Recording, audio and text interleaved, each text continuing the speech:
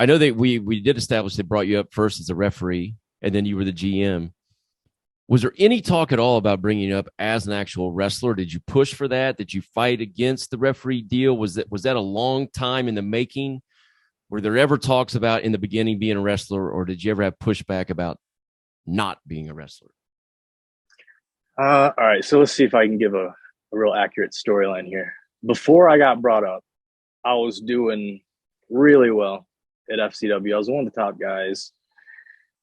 I had won what they call the John Cena scholarship, where the worker of the month would get some free gear because Cena at one point was going to turn heel, and he paid this some lady in Tampa a whole bunch of money for new gear, and then Vince decided he'd never turn. So he put all that money towards what was called the Cena scholarship. So I won that, and I was doing real well. Rip put me at the head of his master promo class. Everything was going real well. My independent life was going really well. Everything was great. Like, everything was fucking easy and great. And then they told me I was going up on the road, and I was talking with Dr. Tom had been replaced by then. What's the guy's name? Bill DeMott?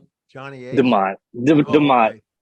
DeMott told me, he broke the news to me. I said, well, how's that going to go? Are they going to treat me like a referee? Am I going to be a worker? He said, no, you're still going to wrestle. So they got a plan. Yep, they got a plan.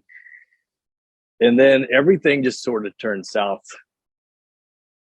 where I had my relationships got a little bit tougher to keep up with when I got on the road. And I got on the road, and they put me in a uniform, and all of a sudden I was not treated like a worker and didn't get an opportunity to do that, really. And my ego by that point was so big. If I'd have just taken the opportunity and run with it, I probably would have got pretty damn far. But it was always on my mind. Fuck this. I'm overqualified. I shouldn't be doing this. And it was like going and getting a college education, and then you're a janitor at the college you just graduated from. Like, that's how it felt to me, which is shitty to say, and belittles the work that referees do. But I didn't like there. I've seen what they. So did you have to do all that work as well, like set up and like you were a referee? Yeah. Holy shit! I thought you were just like playing a referee on TV full time. Yeah.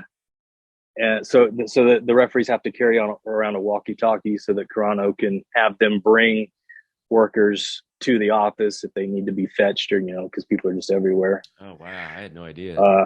And then I'd split my time. I'd be back at FCW whenever it was on the weekends, and I'd try to get in the ring. I was trying to be proactive, and at some point, DeMott, it felt to me like he turned on me, and I think he just wanted to see if I would swallow my pride and just take up the duties full time. And I was above the game or something. And I just got heat with DeMott, and I just wanted to continue to show that I wanted to be a worker. And I was kind of splitting apart, I think, and my addictions were taking more and more of my focus. So I wasn't focused enough on getting better.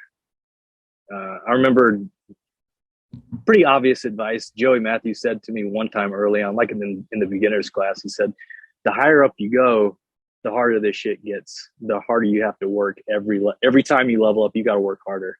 And like, I understood that, but I don't know. I think I'd forgotten it by that point or something, but I was not working as hard as I needed to be. And I was very distracted by my singular vice.